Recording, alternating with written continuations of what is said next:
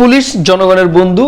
পুলিশকে জনস্বার্থে নিয়োগ দেওয়া হয় বা পুলিশের কাজই হচ্ছে জনগণের কল্যাণে কাজ করা, জনস্বার্থে কাজ করা, জনগণের জানমালের নিরাপত্তা দেওয়া। পুলিশ সম্পর্কে আমাদের একটা ভেতরে একটা নতুন করে একটা ক্ষোভ তৈরি হয়েছিল, সেটি হচ্ছে বিগত সরকারের আমলের কিছু কর্মকাণ্ডে। আমি আজ একজন পুলিশ বন্ধু আমার, ওর সঙ্গে দীর্ঘক্ষণ কথা বলার পর একটা গল্প জানতে পারলাম। আমি তার নামটা প্রকাশ করলাম না, চাকরির সুবাদে সে যেহেতু চাকরি করেন। তিনি একজন এডিশনাল এসপির বডিগার্ড হিসেবে ছিলেন দীর্ঘদিন। সরকার পদত্যাগ করার আগ পর্যন্ত সে এডিশনাল এসপির বডিগার্ড হিসেবে ছিলেন। আমার এই বন্ধু তার ভাষ্যমতে পুলিশে যখন তারা চাকরি পেয়েছিল, তাদের প্রথম শর্তই ছিল সরকার বিরোধী কিছু করা যাবে না, সরকারের পক্ষে কাজ করতে হবে। এমন একটা কথা আমরা বুঝতাম, আমরা জানতাম, কিন্তু পুলিশের মুখে শুনতে আমরা তেমন একটা পাইতাম না।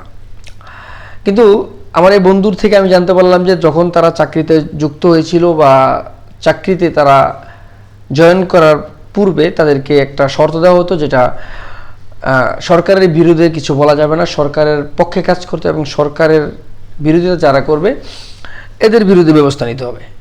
এখন এখানে একটা প্রশ্ন আছে, আইন শৃঙ্খলা বাহিনী অর্থাৎ পুলিশ বাহিনী, আমরা সবসময় মনে করি যে পুলিশ বাহিনী জনগণের জন্য কাজ করে। এটা আমরা মনে করার কিছু নেই, পুলিশকে তৈরি করা হচ্ছে জনগণের জানমাল রক্ষা করার জন্য। কিন্তু আমাদের দেশে বিগত সরকারের আমলে পুলিশকে অপব্যবহার করে যে মানুষের উপরে জুলুম নির্যাতন করা হতো, এটা আমরা জেনে আসছি বা দেখে আসছি। যার কারণে গত 5 আগস্ট যে গণ অভ্যুত্থানটা হলো, এর আগ থেকে বা ওই দিন পর্যন্ত পুলিশের প্রতি মানুষের একটা বিভিন্ন ক্ষোভ, একটা রাগ গোসাতে কিন্তু পুলিশ সদস্যরা হতাহতের ঘটনা ঘটেছে। এটা আসলে আমরা যারা সাধারণ মানুষ, আমাদের জন্য এটা একটা বিব্রতিকর পরিস্থিতিতে আমরা পড়েছিলাম, কারণ পুলিশ জনগণের কল্যাণে কাজ করা উচিত। আমার এই বন্ধু থেকে আমি জানতে পারলাম এরা যখন কাজ করতো বিগত সরকারের আমলে, পুলিশের বিরোধিতা, পুলিশের ভেতরে কিন্তু একটা সবাই তো আর এক পক্ষ হয় না, যারা পক্ষপাতিত্ব করে এরা একটু নাকি তাড়াতাড়ি পদোন্নতি বা তাড়াতাড়ি সুবিধা, নানা রকমের সুবিধা এরা পায়, এবং এরা নাকি স্যারদের কাছে, এদের যে অফিসারদের কাছে খুব ভালো থাকে। আর যারা একটু নিরপেক্ষতা বজায় রেখে কাজ করতো এদেরকে নাকি দূরে সরিয়ে রাখা হতো, এদেরকে কর্মে অতটা যুক্ত করাতো না বা ওনাদের একটু সাইড করে রাখতো। এই বন্ধুর মনে একটা রাগ গুসার কারণে সে বলতেছে যে সে জানিয়েছে, বলতে সে আমাকে বলল যে তার চাকরিতে আর মন নাই, সে যদি সম্ভব হয় তার পরিবারকে ম্যানেজ করতে পারে, সে চাকরি ছেড়ে বিদেশ চলে যাবে কিংবা একটা ব্যবসায় যুক্ত হবে, হতে পারে সেটা নিম্ন পর্যায়ের ব্যবসা। তার বাবা মার ইচ্ছাতেই সে চাকরিতে যুক্ত হয়েছিলেন। সরকারি চাকরি করার শখ সবারই থাকে, বিশেষ করে পুলিশ বাহিনীতে মানুষকে একটা সম্মানিত জায়গা হিসেবে পুলিশ বাহিনীকে মানুষ গণনা করে। আমি যে পুলিশ কর্মকর্তার কথা বলছি, এর সঙ্গে কথা বলার পর আমি জানলাম যখন একটা এডিশনাল এসপির যে বডিগার্ড ছিল, তার চাকরিকালীন সময়ে, তখনকার সময়ে সে এখনও সে চাকরিতে আছে, চাকরি বহাল আছে, তার অন্য একটা জায়গায় সে পোস্টিং হয়েছে। তো উনি যখন চাকরিতে ছিল, তার চাকরিকালীন সময়ে তার যে এডিশনাল এসপি ব্যক্তিটা নাকি খুব ভালো ছিল, তার মুখ থেকে যতটুকু জানলাম বা শুনলাম। কিন্তু পুলিশের সিংহভাগ পুলিশকেই তখন আমরা জানি, ওর থেকেও শুনলাম যে সিংহভাগ পুলিশকে নাকি বিভিন্ন কাজে ইউজ করা হতো, যেটা তারা চাইতেন না বা তারা করতে অনীহা প্রকাশ করতেন।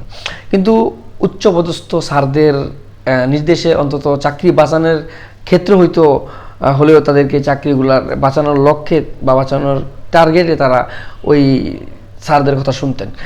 কিন্তু ওর একটা ভিতরে ক্ষোভ, একটা রাগ, একটা অভিমান, ও এখন সরকার পতনের পর যে মন খুলে কথা বলবে সেটা একটা ভয় কাজ করে ওর ভিতরে। ওর ভাষ্যমতে ওরা বলতে চাইলেও সেটা ডিপার্টমেন্টের নানা রকমের সমস্যার কারণে তারা প্রকাশ করতে পারেন না। কিন্তু পুলিশ, এখন আমরা মনে করি পুলিশ একবার নিরপেক্ষতা বজায় রেখে কাজ করার একটা জায়গা তৈরি হয়েছে। পুলিশকে জনগণ যেভাবে গ্রহণ করবে এখন সামনের দিনগুলোতে, আমরা বিশ্বাস করি ভবিষ্যতে, অদূর ভবিষ্যতে বা সামনের ভবিষ্যতে পুলিশ জনগণের স্বার্থে কাজ করবে, জনগণের জানমাল রক্ষার্থে পুলিশ সর্বোচ্চ জোরদার রাখবেন, এবং কোনো পক্ষের লাঠিয়াল বাহিনী নয় বা কোনো পক্ষের হয়ে তারা আর কাজ করবে না। সামনে একটা সরকার গঠন হতে পারে, সেই সরকারের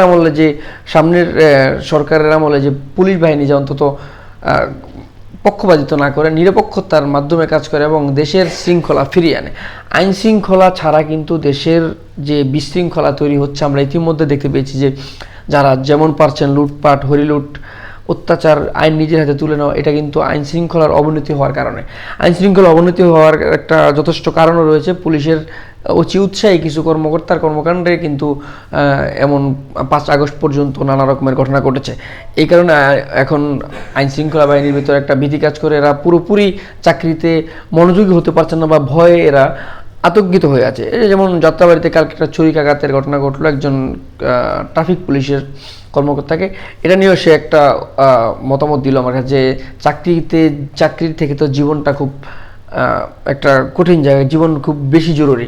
তো চাকরি করাকালীন সময় হঠাৎ করে সবাই তো আর এক টাইপের কর্মকর্তা না। আমরা যারা কনস্টেবল পর্যায়ে বা আমরা যারা বডিগার্ড পর্যায়ে আছি, আমাদের ক্ষেত্রটা হচ্ছে ভিন্ন। আমরা হুকুমের গোলাম, আমরা হুকুম অনুযায়ী কাজ করি। কিন্তু সব পুলিশ কর্মকর্তা কিন্তু এক টাইপের হয় না, তার মোটটা হলো এমন। আমি আমার ওই বন্ধুর সুবাদী বলতে চাই, বা পুলিশের যারা সামনের ভবিষ্যতে নেতৃত্ব দিবেন, এরা অন্তত দেশ রক্ষায়, জনগণের স্বার্থে, দেশের স্বার্থে, জনকল্যাণে কাজ করবেন। কোনো সরকার কিংবা বিরোধী দলের পক্ষের লাঠিয়াল বা পক্ষের লোক হয়ে কাজ করবেন না। আমরা বিশ্বাস করি সামনের ভবিষ্যতে অন্তর্বর্তীকালীন সরকারের আমল থেকে যে পুলিশটা পুনর্গঠিত হবে, এই পুলিশের কর্মকর্তারা জনস্বার্থে, জনগণের কল্যাণে কাজ করবে, দেশকে সঠিক পথে নিয়ে যাওয়ার জন্য যথেষ্ট চেষ্টা করবেন।